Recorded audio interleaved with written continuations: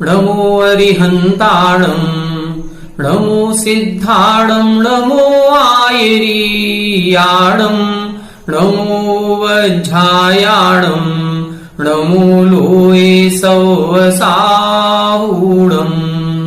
मोक्षमार्गस्य नेतारम् भेत्तारम् कर्मभूभृताम् ज्ञातारम् विश्वतत्त्वानाम् वंदे तत्गुणलब्धये। 1008 श्री मूलनायक आदिनाथ भगवान की जय। द्वासांग जिनवाणी माता की जय। आचार्य श्रेष्ठ आचार्य गुरुवर श्री 108 पूज्यपाद स्वामी महाराज की जय। आचार्य श्रेष्ठ आचार्य गुरुवर श्री 108 विद्यासागर जी महाराज की जय। जगत पूज्य निर्यापक श्रमण मुनि पुंगव श्री 108 सुधा सागर जी महाराज की जय। समस्त मुनि संघ की जय। आलोक मोदी स्वाध्याय सुधा यूट्यूब चैनल पर आप सभी दर्शकों का एक बार पुनः हार्दिक स्वागत, हार्दिक अभिनंदन। हम सभी पूज्यवर आचार्य पूज्यपाद स्वामी जी द्वारा विरचित श्री सर्वार सिद्धि ग्रंथराज का स्वाध्याय कर रहे हैं और स्वाध्याय की इस श्रृंखला में तीसरे अध्याय के अंतर्गत मध्य लोक का वर्णन हम सभी पढ़ रहे हैं।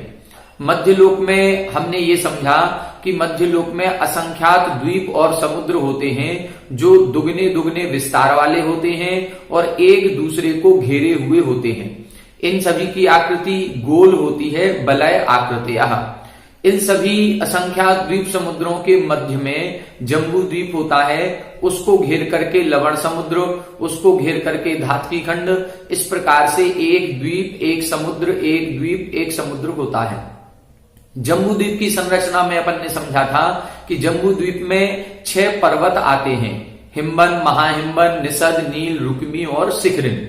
इन 6 पर्वतों के कारण से 7 क्षेत्रों का विभाग हो जाता है और भरत, हेमवत, हरि, विदेह, रम्यक, हैरण्यवत और ऐरावत ऐसे 7 क्षेत्र बन जाते हैं। ये जो पर्वत हैं, ये पर्वत स्वर्ण, चांदी, बैडूर्य मणि इत्यादि से बने हुए हैं और इनके जो पार्श्व भाग हैं वो विभिन्न प्रकार की मणियों से खचित होते हैं। ये जो पर्वत हैं ये ऊपर, मध्य में और नीचे समान विस्तार वाले होते हैं, अर्थात दीवाल जैसे होते हैं। इन पर्वतों की क्रमशः ऊंचाई 100 योजन, 200 योजन, 400 योजन, पुनः 400 योजन, 200 योजन और 100 योजन होती है। इन पर्वतों के ऊपर 6 तालाब पाए जाते हैं, पद्म, महापद्म, तिगिंच, केसरी, महापुंडरीक और पुंडरीक। इनमें से जो प्रथम पद्म तालाब है उसकी लंबाई 1000 योजन, चौड़ाई 500 योजन, गहराई 10 योजन और उसमें 1 योजन का कमल होता है। इस पद्म तालाब के अलावा जितने भी तालाब हैं वो सब दुगने दुगने विस्तार तक वाले होते हैं। विदेह क्षेत्र तक अपन को लगाना है, अर्थात पद्म, महापद्म और तिगिंच। यहां जितनी लंबाई चौड़ाई होगी फिर तिगिंच के समान होगी केसरी की, महापद्म के समान महापुंडरीक की और पद्म तालाब के समान पुंडरीक तालाब की लंबाई चौड़ाई गहराई होती है। इसमें जो कमल बने हुए हैं, इन कमलों में महल बने हैं और उन महलों में देवियां निवास करती हैं जो श्री, हिरी, धृति, कीर्ति और बुद्धि और लक्ष्मी नाम की होती हैं। ये देवियां एक पल्ले की आयु वाली होती हैं और ससामानिक परिषद का अर्थात सामानिक और परिषद जाति के देवों के साथ निवास करती हैं। इन तालाबों में केवल एक ही कमल नहीं है, अन्य लाखों परिवार कमल भी होते हैं। ये जो तालाब बने हुए हैं इन तालाबों से फिर नदियां निकलती हैं। पिछली कक्षा में अपन ने इनको समझा था कि नदियां कैसे निकलती हैं। 7 क्षेत्र हैं और 14 नदी हैं, तो 14 नदियों के 2-2 नदियों के जोड़े बनते हैं जो एक एक क्षेत्र में एक एक जोड़ा प्रवाहित होता है। 6 तालाबों से 14 नदियां कैसे निकलेंगी? तो पहले और अंतिम तालाब से 3-3 नदियां निकलती हैं और बीच के जो तालाब हैं उनसे 2-2 नदियां निकलती हैं। इस प्रकार से 14 नदियां निकलती हैं। पिछली कक्षा में अपन ने इसको टीका से पढ़ा था। अब आज की कक्षा में पहले अपन इसको चित्र के माध्यम से समझेंगे और उसके बाद फिर आगे के सूत्रों का टीका से अर्थ समझने का प्रयास करेंगे। आइए चित्र के माध्यम से समझते हैं। माना कि ये हमारा जम्बू द्वीप बन गया। अब इस जम्बू द्वीप में अपन ने पढ़ा था पूर्वा परायता, हिम्बन, महाहिम्बन, निषद, नील, रुक्मी, शिखरणो, वर्षधर, पर्वता। तो ये हिम्बन, फिर इसके बाद ये महाहिम्बन, फिर इसके बाद ये निषद, ठीक है। फिर इसके बाद ये नील, फिर ये रुक्मी, फिर ये शिखरिन। ऐसे ये अपने 6 पर्वत बन गए। अब इन 6 पर्वतों के ऊपर तालाब बनेंगे। तो पहले तालाब ये छोटा तालाब है पद्म, फिर इसके ऊपर थोड़ा सा बड़ा महापद्म, फिर और बड़ा बनेगा ये तिगिंच, फिर यहां से ये केसरी, ये महापुंडरीक और एक यहां पर ये पुंडरीक। ऐसे ये 6 तालाब बनेंगे। इन तालाबों की लंबाई अपन ने पढ़ी थी। ये पहला तालाब 1000 योजन लंबा है और 500 योजन चौड़ा है। 10 योजन की गहराई है, 1 योजन का इसमें कमल बनेगा। अब इससे जस्ट दुगना आयाम यहां करना है। तो ये महापद्म तालाब 2000 की लंबाई, 1000 की चौड़ाई और 20 योजन की गहराई और 2 योजन का कमल। इससे दुगना विस्तार तिगिंच तालाब का होगा। ये 4000 की लंबाई होगी और इधर 2000 की इसकी चौड़ाई होगी, 40 की गहराई होगी, 4 का कमल होगा। अब पिछली कक्षा में अपन ने नदियां पढ़ी थी, तो नदियों को अपन को निकालना है। नदियों में अपन ने पढ़ा था कि पद्म तालाब से 3 नदियां निकलेंगी। सबसे पहले पूर्व तोरण द्वार से, पूर्व दिशा ये है, पश्चिम दिशा ये है, उत्तर ऊपर की ओर और दक्षिण नीचे की ओर। तो पूर्व दिशा से एक नदी निकलेगी और ये नदी यहां पर कुछ दूरी तक इस पहाड़ पर पूर्व दिशा में जाती है और फिर ये नीचे गिरती है और नीचे गिर करके और फिर ये पूर्व समुद्र की ओर ऐसे चली जाती है। ठीक है, तो ये कौन सी नदी हो गई? ये हो गई गंगा। क्योंकि अपन ने एक सूत्र पढ़ा था, द्वयोर द्वयोः पूर्वाः पूर्वगाः। जो 2 नदियों का जोड़ा है उनमें से जो पहली नदी है वो पूर्व दिशा की ओर जाएगी। तो ये पूर्व दिशा की ओर जो गई है वो कौन सी होगी? पहली नदी। पश्चिम तोरण द्वार से एक नदी निकलेगी, वो नदी यहां से ऐसे आते हुए और फिर लवण समुद्र में मिल जाएगी। इसका नाम हो गया सिंधु नदी। ठीक है, अब जैसे ये नदी निकली, ये 2 नदी, तो इस भरत क्षेत्र के ये 3 खंड हो गए। एक गंगा नदी के इस तरफ, एक गंगा नदी के इस तरफ और एक सिंधु नदी के इस तरफ। बीच में एक यहां पर अपन ने पर्वत पढ़ा था, उसमें लिखा था ये विजयार्घ पर्वत है। और विजयार्घ पर्वत के आने से अब जो अभी 3 खंड थे उस 3 की जगह 6 खंड हो गए। 3 पर्वत के नीचे और 3 पर्वत के ऊपर। इन 6 खंडों को ही हम 5 मिलिच खंड और 1 आर्यखंड कहते हैं। जो बीच का सबसे नीचे वाला भाग होता है ये आर्यखंड है, बाकी ये 5 मिलिच खंड कहलाते हैं। तो पहले पद्म तालाब से अभी अपन ने 2 नदी निकाली, एक पूर्व तोरण द्वार से, एक पश्चिम तोरण द्वार से। पूर्व तोरण द्वार से गंगा और पश्चिम तोरण द्वार से सिंधु। इसके बाद अब उत्तर तोरण द्वार से ऊपर की दिशा से निकलेगी और कौन सी नदी निकलेगी? रोहितास्या। ये जो रोहितास्या नदी निकलेगी ये पश्चिम की ओर जाएगी, क्योंकि दूसरे नंबर की रोहितास्या। पहले भरत क्षेत्र में 2 नदी बहेंगी, गंगा सिंधु। दूसरे हेमवत क्षेत्र में 2 नदी बहेंगी, रोहितास्या। अब पद्म तालाब से जो नदी निकलनी है वो रोहितास्या है, तो ये पश्चिम दिशा की ओर जाएगी। निकलेगी तो उत्तर दिशा से, लेकिन जाएगी कहां? ये पश्चिम समुद्र की ओर। तो ये यहां पर ये पश्चिम समुद्र की ओर चली गई। इसका नाम हो गया ये रोहितास्या। ठीक है, अब ये रोहितास्या इधर हो गई। तो ये पद्म तालाब की 3 नदियां हो गई। अब पद्म तालाब से जो 3 नदी निकली हैं उनमें से 2 तो गई हैं भरत क्षेत्र में और 1 गई है हेमवत क्षेत्र में। अब हेमवत क्षेत्र में दूसरी नदी कौन सी आएगी और कहां से आएगी? ये दूसरे तालाब से।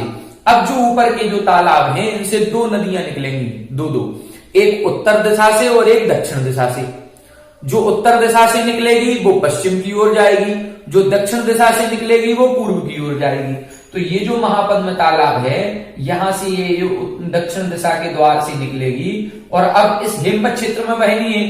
तो हेमवत क्षेत्र में बहने के लिए एक रोहितास्या नदी तो पहले से आ गई, एक नदी बाकी थी, तो ये रोहित नदी जाएगी और ये यहां चली गई। ये कौन सी हो गई? रोहित, और पूर्व दिशा की ओर लवण समुद्र में जाके मिल जाएगी। फिर ये दक्षिण से निकली, अब एक उत्तर से निकलेगी जो इस तरफ आ गई। फिर एक यहां से ये दक्षिण की ओर जाएगी, फिर एक यहां से ये उत्तर की ओर जाएगी। इस प्रकार से तो ये रोहितास्या, ये कौन सी हो जाएगी? हरित, और ये हो जाएगी हरिकांता। ठीक है, अब देखें यहां बीच में है एक मेरु पर्वत अपना। तो ये जो नदी नहर से निकलेगी सीता नदी, ये यहां से इस मेरु पर्वत को घेर करके और फिर यहां से इस तरफ आ जाती है। इसी प्रकार से यहां से एक ये नदी निकलेगी, ऐसा घेरा लगा करके, और इस तरह से ये इधर चली जाती है। तो ऐसे ये घेर करके नदी निकलेगी। फिर यहां से केसरी तालाब से एक और नदी निकलेगी, ये इधर नरकांता, ये हो जाएगी नारी, ये हो जाएगी रूपकुला, और अंतिम जो तालाब होगा उस तालाब से 3 नदी, दक्षिण की ओर से सुवर्णकुला, पूर्व की ओर से रक्ता, और पश्चिम की ओर से रक्तोदा। तो इस प्रकार से ये नदियां अपनी 14 नदियां 7 क्षेत्रों में बहेंगी। ये सीता और ये सीतोदा, ये नारी, यहां नहीं, ये नारी और ये नरकांता, ठीक है। ये रूपकुला और ये सुवर्णकुला, ये ऊपर ये रक्ता और यहां ये रक्तोदा। इस प्रकार से ये नदियां बहेंगी। अब जैसे अपन ने भरत क्षेत्र में बनाया है, ऐसा ही सेम ऐरावत क्षेत्र में होगा। जैसे भरत क्षेत्र में ये 2 नदियां निकली थी, गंगा सिंधु, और बीच में आया था विजयार्ध पर्वत। इसी प्रकार से यहाँ रक्तो और रक्तोदा के बीच में एक ये विजयार्ध पर्वत आएगा। तो यहां पर भी 6 खंड बन जाएंगे। ऊपर का ये बीच वाला खंड आर्यखंड, बाकी 5 म्लेच्छ खंड बन जाते हैं। जैसी व्यवस्था भरत क्षेत्र की, वैसी ही व्यवस्था ऐरावत क्षेत्र की। जैसी व्यवस्था यहां पर हेमवत क्षेत्र की, वैसी इधर हैरण्यवत क्षेत्र की। जैसी व्यवस्था यहां पर हरि क्षेत्र की, वैसी इधर रम्य क्षेत्र की। और विदेह क्षेत्र में कर्म भूमि रहती है। गोल व्यवस्था है, तो यहां की व्यवस्था वहां की व्यवस्था के बराबर होगी, समान होगी। इस प्रकार से ये अपन को 14 नदियां निकालनी है। एक क्षेत्र में 2-2 नदी, और एक एक तालाब से 2-2 नदी। पहले और अंतिम तालाब से 3-3, मध्य के जो तालाब हैं उनसे 2-2 नदी निकलती हैं। इस प्रकार से ये 14 नदी बहेंगी, और 14 नदी इन क्षेत्रों से बहते हुए लवण समुद्र में जाकर के मिल जाती हैं। अब अपन ने पढ़ा था इन नदियों के द्वारा क्षेत्रों का विभाग होता है। तो जैसे अपन ने भरत क्षेत्र में देखा, गंगा नदी और सिंधु नदी निकलने से इस भरत क्षेत्र के विभाग हो गए, 6 खंड बन गए। इसी प्रकार से विदेह क्षेत्र में जब ये नदी निकली, एक सीता और सीतोदा, तो इसके भी विभाग हो गए। एक पहला विभाग ये, दूसरा ये, तीसरा ये और चौथा ये। अब एक विदेह क्षेत्र के कितने भेद हो गए? 4 विदेह क्षेत्र हो गए। इनके और भी भेद प्रभेद होंगे, वो समय आने पर आगे हम आपको बताएंगे। तो अभी विदेह क्षेत्र के कितने भेद हो गए? 4 भेद हो गए। फिर आगे अपन देखेंगे, जब ढाई द्वीप की संरचना देखेंगे, तो जैसा विदेह क्षेत्र इधर जम्बू द्वीप में है, ऐसे ही अन्य जो क्षेत्र हैं, अन्य जो द्वीप हैं, धात्रीखंड द्वीप, पुष्करार्ध द्वीप, उनमें भी विदेह क्षेत्र बनेंगे। तो जम्बू द्वीप में कितने विदेह क्षेत्र हो गए? अब 4 विदेह क्षेत्र हो गए, इन नदियों के कारण से, सीता और सीतोदा नदी के कारण से। ऐसे ही अन्य क्षेत्रों के भी विभाग हो जाते हैं। अब आइए आगे देखें अपन आगे की टीका में, और इन नदियों की क्या विशेषता बता रहे हैं। उन नदियों की विशेषता पढ़ें, और आगे क्या विशेषता इस जम्बू द्वीप की बताएंगे, उसको पढ़ने का प्रयास करेंगे। आइए देखें टीका से। देखें ग्रंथ, देखें पेज नंबर 164, उत्थानिका 409, सूत्र 23। तासाम परिवार प्रतिपादनार्थम आह। तासाम परिवार प्रतिपादनार्थम, तासाम यानी उन नदियों का वर्णन चल रहा है, तो उन नदियों के परिवार प्रतिपादनार्थम, इनका भी परिवार होता है। जैसे अपन ने तालाब के अंदर कमल देखे थे, और उन कमलों का भी परिवार था। एक मुख्य कमल था, और उस मुख्य कमल के पद्म तालाब में 1,40,116 अन्य कमल थे। इसी प्रकार से ये जो नदी बताई हैं, ये तो महानदी हैं, ये मुख्य नदी है। अब इनकी परिवार नदियां भी होती हैं। उन परिवार नदियों का कथन करने के लिए अगला सूत्र कह रहे हैं, उच्चारण करें। चतुर्दश नदी सहस्र परिवृता गंगा सिंधवादयो नद्यः चतुर्दश नदी सहस्र परिवृता गंगा सिंधवादयो नद्यः। यहां बता रहे हैं चतुर्दश नदी सहस्र यानी 1000, चतुर्दश यानी 14,000 नदी परिवृता यानी इनसे घिरी हुई हैं। ये जो गंगा सिंधवादयो नद्या, गंगा और सिंधु आदि जो नदियां हैं, ये 14,000 नदियों से घिरी हुई हैं। अर्थात अन्य छोटी छोटी 14 हजार नदियां आकर के इन महानदी में मिल जाती हैं और ये महानदी जाकर के फिर लवण समुद्र में जाकर के मिल जाती है। देखें 410 नंबर, किमर्थम गंगा सिंधवादि ग्रहणम क्रियते। अब यहां पर सूत्र जो बनाया है, सूत्र में शब्द लिखा गंगा सिंधवादियो नद्यः। तो यहां पहले प्रश्न किया किमर्थम गंगा सिंधवादि ग्रहणम क्रियते। इस सूत्र में गंगा और सिंधु आदि ये शब्द का ग्रहण क्यों किया, इनका ग्रहण करने की आवश्यकता ही नहीं थी, सीधा सूत्र बना देते 14 नदी सहस्र परिवृता नद्यः, गंगा सिंधु शब्द नहीं लिखते। तब इधर इन्होंने उसका उत्तर दिया नदी ग्रहणार्थम, नदियों का ग्रहण करने के लिए हमने गंगा और सिंधु शब्द लिखा है। अब फिर पुनः प्रश्न उठता है प्रकृताः ता अभिसंबंध्यन्ते। प्रकृतः का मतलब प्रकरण ही जब नदियों का चल रहा है, तो प्रकरण जब नदियों का है तो फिर आपने गंगा और सिंधु शब्द को क्यों ग्रहण किया। प्रकरण जब उसका चल रहा है नदियों का, तो अपने आप ही ये ग्रहण हो जाता कि ये नदियों के परिवार, नदियों की बात की जा रही है। तो इधर फिर उत्तर दिया नैव शंक्यम, ऐसी शंका नहीं करनी चाहिए। अनंतरस्य विधिर्वा भवति प्रतिषेधो वा इति अपरगाणाम एव ग्रहणम स्यात्। क्यों नहीं करनी चाहिए ऐसी शंका, क्योंकि एक सूत्र है अनंतरस्य विधिर्वा भवति प्रतिषेधो वा, जिसका हमने बाद में कथन किया है वह या तो विधि सूत्र होता है या निषेध परक होता है, या तो वो कथन करने वाला होता है या निषेध करने वाला होता है। और यदि इस सूत्र के अर्थ से लगाएंगे तो अपरगाणाम एव ग्रहणम स्यात्, फिर तो जो अपरगाणाम पश्चिम दिशा की ओर जो नदियां बह रही थी उनका ही ग्रहण होता। क्या बता रहे हैं, इस सूत्र के पहले कौन सा सूत्र लिखा था, शेषास्त्व परगाः। पहले सूत्र लिखा था द्वयोर द्वयोः पूर्वाः पूर्वगा शेषास्त्व परगाः, कि जो बाद की नदियां हैं वो दूसरे नंबर वाली नदी पश्चिम दिशा की ओर जाती है। और उस सूत्र के बाद तुरंत ये सूत्र लिख दिया, तो जो इसके पूर्व का सूत्र था शेषास्त्व परगाः, उसी सूत्र का ग्रहण यहां हो जाता। यदि हम गंगा सिंधु शब्द नहीं लिखते तो क्या हो जाता, 14 नदी सहस्र परिवृता, 14 हजार नदियों से घिरी हुई नदियां हैं। कौन सी, जो अपरगाणा शेषास्त्व परगा वाली, मतलब जो पश्चिम दिशा की ओर बहती हैं उनका ग्रहण होता कि वो नदियां 14 हजार नदियों से सहित हैं। और जबकि हमें केवल उनका ग्रहण नहीं करना है, हमें सभी नदियों का ग्रहण करना था, इसलिए इधर गंगा सिंधु आदि शब्द लिखा है। अब फिर प्रश्न किया गंगादि ग्रहणम एव अस्ति इति चेत्। फिर आपने यदि मान लो ऐसा आपको लग रहा था कि हम शेषास्त्व परगा इस सूत्र का ग्रहण होगा और द्वयो द्वयो पूर्वा पूर्वगा उसका ग्रहण नहीं होगा, पश्चिम दिशा वाली का ग्रहण होगा, पूर्व दिशा वाली का नहीं होगा, तो फिर आप सूत्र में गंगादि ग्रहणम केवल गंगादि लिख देते, सिंधु शब्द क्यों लिखा, गंगा सिंधवादयो, केवल गंगादि लिख देते तो भी काम चल जाता। तब इधर लिखा पूर्वगाणाम एव ग्रहणम स्यात्। यदि हम गंगा अकेला लिखते तो केवल पूर्व दिशा की ओर बहने वाली नदियों का ग्रहण होता। यदि हमने गंगा सिंधु नहीं लिखते तो केवल पश्चिम दिशा की ओर बहने वाली नदियों का ग्रहण होता। इसलिए हमने सूत्र में अतः उभयीनाम ग्रहणार्थम गंगा सिंधवादि ग्रहणम क्रियते, इसलिए दोनों का ग्रहण हो जाए, गंगा का भी और सिंधु का भी। मतलब चाहे पूर्व दिशा की ओर नदियां बह रही हों, चाहे पश्चिम दिशा की ओर नदियां बह रही हों, इन सभी नदियों की परिवार नदियां हैं ये। तो सभी नदियों को दिखाने के लिए इधर दोनों शब्द लिखे हैं, गंगा सिंधवादि। आगे देखें नदी ग्रहणम द्विगुणा द्विगुणा इति अभिसंबंधार्थम।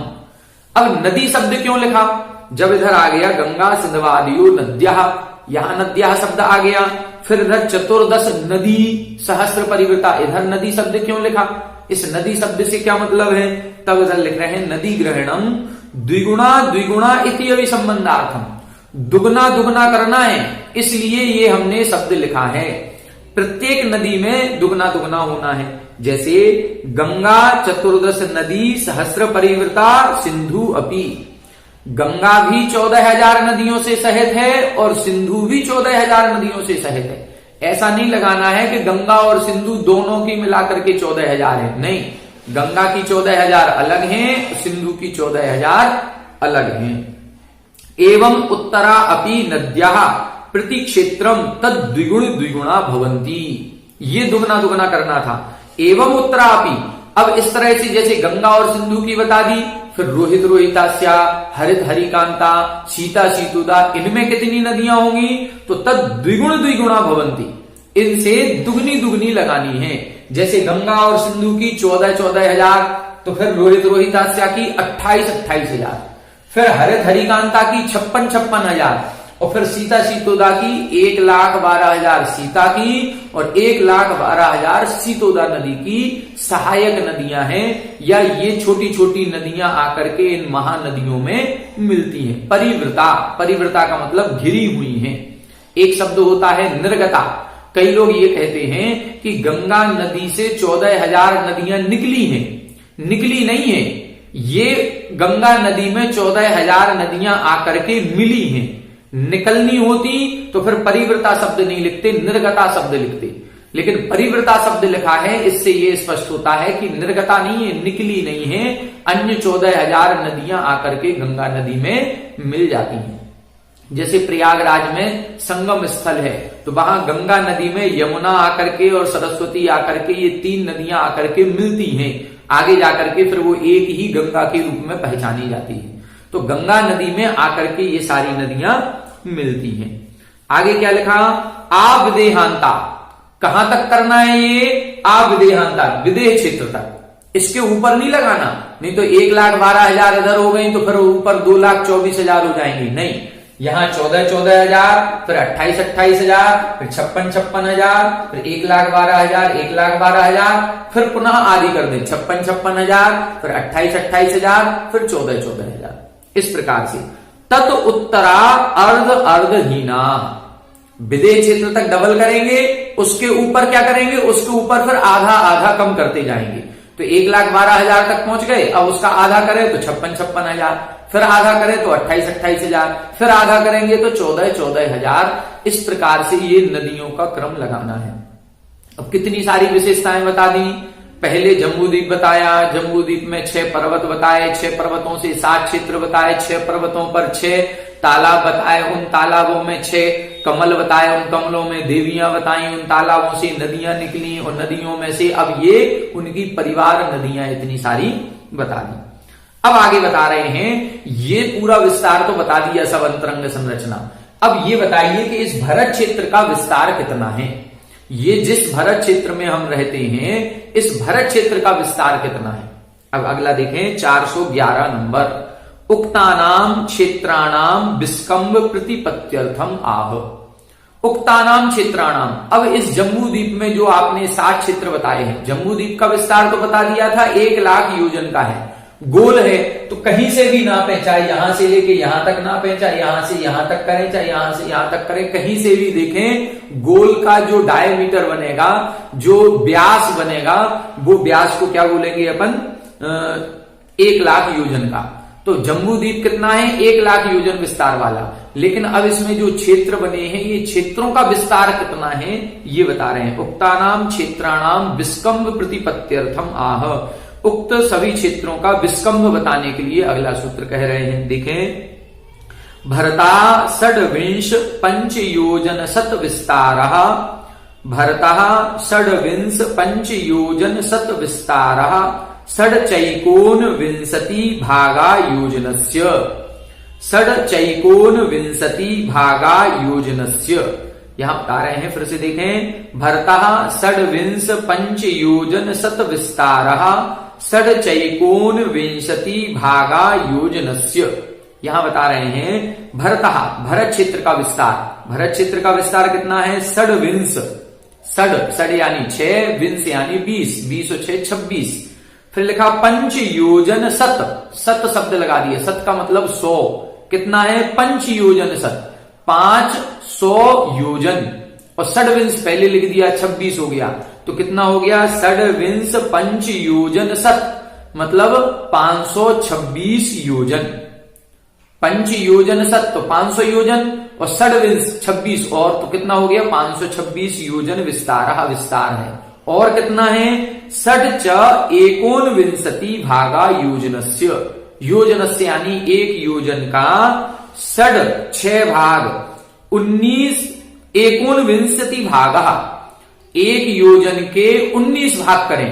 एक योजन के कितने भाग करें? 19 भाग करें। एकोन विंशति, एकोन विंशति यानी एक ऊन विंशति, ऊन यानी कम, विंशति यानी 20, 20 में एक कम करें तो कितना हो गया? 19। तो योजनस्य, एक योजन के 19 भाग करें और 19 भागों में से 6 भाग, मतलब 6/19। तो 526 योजन तो पूरा है। भरत क्षेत्र का विस्तार बता रहे हैं, 526 योजन पूरा है। फिर और भी थोड़ा सा बच रहा है, वो थोड़ा सा कितना है? तो एक योजन के 19 भाग करें, उन 19 भागों में से 6 भाग और है। तो 526 सही 6/19 योजन, ये भरत क्षेत्र का विस्तार होता है। टीका देखें 412 नंबर की। षडधिका विंशति ही षडविंशति, षडधिका विंशति, 6 अधिक विंशति को, मतलब 20 में 6 अधिक करना है, इसको बोलते हैं षडविंशति। 6 अलग था, विंशति अलग था, अब दोनों को मिला दिया तो ये षडविंशति बन गया। फिर बता रहे हैं षडविंशति अधिका एषु तानि षडविंशानि। अब जिसमें 26 अधिक हों, अभी तो हमने 20 में 6 अधिक किए थे तो 26 बन गया। अब 26 अधिक हैं जिसमें, तो ऐसा जब समास करेंगे तो बनेगा षडविंशानि। और फिर षडविंशानि पंच योजन शतानि विस्तारो यस्य। षडविंशानि मतलब 26 अधिक हैं, किसमें? पंच योजन शतानि, 500 योजन में 26 अधिक हैं, ऐसा विस्तार जिसका होता है उसको बोलते हैं षडविंश पंच योजन शत विस्तारो भरतः। ऐसा वो भरत क्षेत्र 526 योजन विस्तार वाला होता है। आगे क्या लिखा? किम एतावानेव, क्या इतना ही विस्तार है 526 योजन का? तो लिखा नहीं।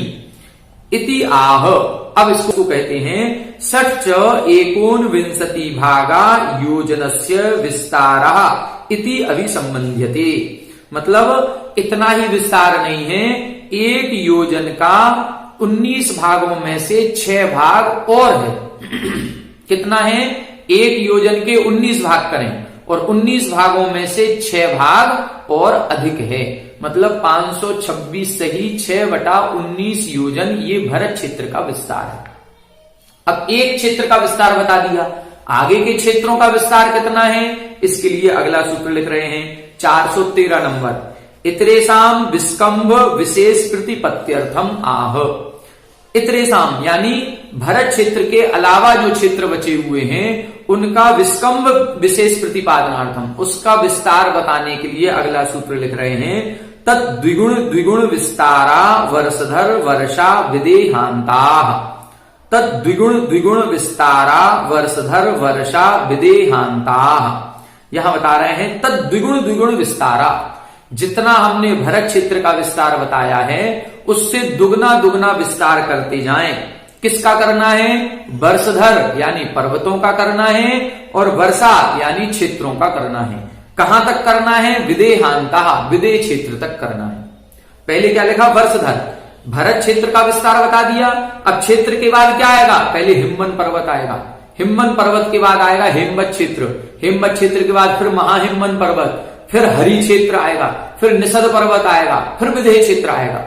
तो पहले भरत क्षेत्र का विस्तार बताया, अब क्षेत्र से दुगना विस्तार वर्षधर यानी पर्वत का होगा, पर्वत से दुगना विस्तार फिर क्षेत्र का होगा, फिर क्षेत्र से दुगना विस्तार पर्वत का होगा, फिर पर्वत से दुगना विस्तार क्षेत्र का होगा। कहां तक? विदेहांता, विदेह क्षेत्र तक लगाना है। देखें 414 नंबर। ततो भरता द्विगुणो विस्तारो एसाम ते इमे तद द्विगुण विस्तारा। यहां बता रहे हैं ततो भरता, उस भरत क्षेत्र से दुगना विस्तार एसाम, दुगना विस्तार जिनका होता है, ते इमे उनको बोलते हैं द्विगुण विस्तारा। तो ये पद का समास किया है इसलिए ये शब्द बना दिया।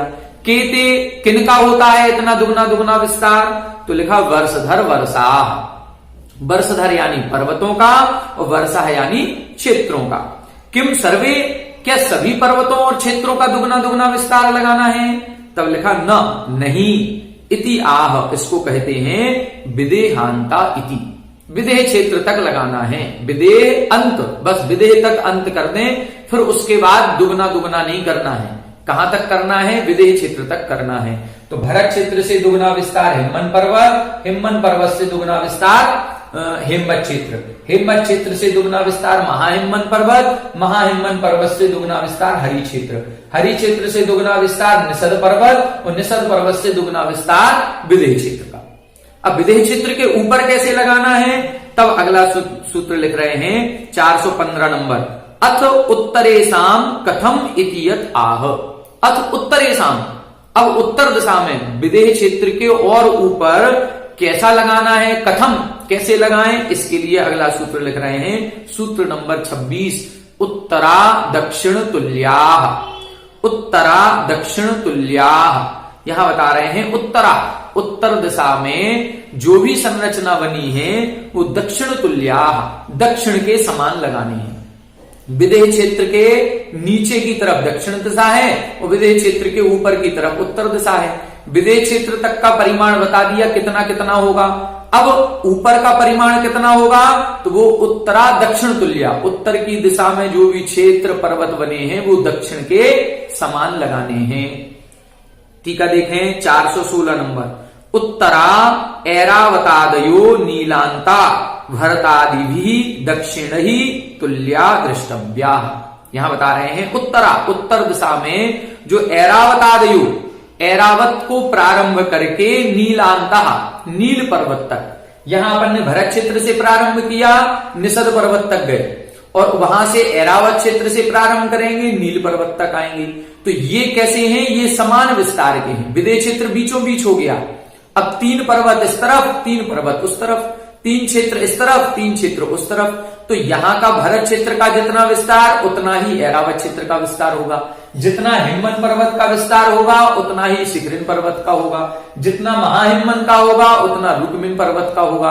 तो जितना विस्तार दक्षिण दिशा के क्षेत्र और पर्वतों का है उतना ही विस्तार उत्तर दिशा के क्षेत्र और पर्वतों का होगा। आगे क्या लिख रहे हैं? अतीतस्य सर्वस्य अयम विशेषो वेदितव्याः। अतीतस्य, अभी तो हमने ये क्षेत्र और पर्वतों का विस्तार बताया है। अतीतस्य, पूर्व में हमने जो जो संरचना बताई है, चाहे वो तालाब की बताई हो, चाहे कमल की बताई हो, चाहे जो भी हमने विस्तार बताया है, वो सर्वस्य अयम विशेषो वेदितव्यः, ये सभी में लगाना है उत्तरा दक्षिण तुल्या। ठीक है, जैसे पद्म तालाब की बताई थी, प्रथम हृदय कितना है? सहस्रायाम मस्तदर्द विस्कंभो, मतलब 1000 योजन लंबा और 500 योजन चौड़ा।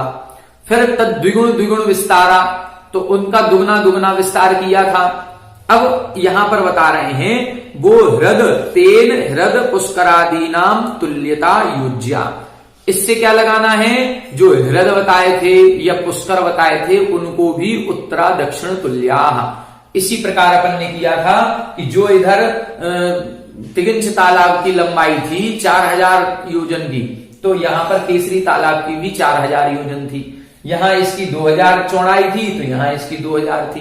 तो ये फिर उत्तर से दक्षिण की समानता हमें सभी जगह लगानी है, चाहे क्षेत्र का विस्तार हो, चाहे पर्वतों का विस्तार हो, चाहे तालाबों का विस्तार हो, चाहे तालाब के अंदर कमल का विस्तार हो, चाहे कमल के अंदर महल का विस्तार हो, ये सभी विस्तार अपन समान लगाएंगे। उत्तर की संरचना दक्षिण के समान होती है। इस प्रकार से आज की कक्षा में अपन ने कुछ सूत्रों को देखा। अब ये कैसे समान लगाना है, कैसे इनका विस्तार बनता है, इसको कल अपन चित्र के माध्यम से ही एक एक क्षेत्र का विस्तार लिखते जाएंगे। जैसे इसका 526 से ही 6/19। अब पर्वत का दुगना करना है तो दुगना कितना होगा? 1052।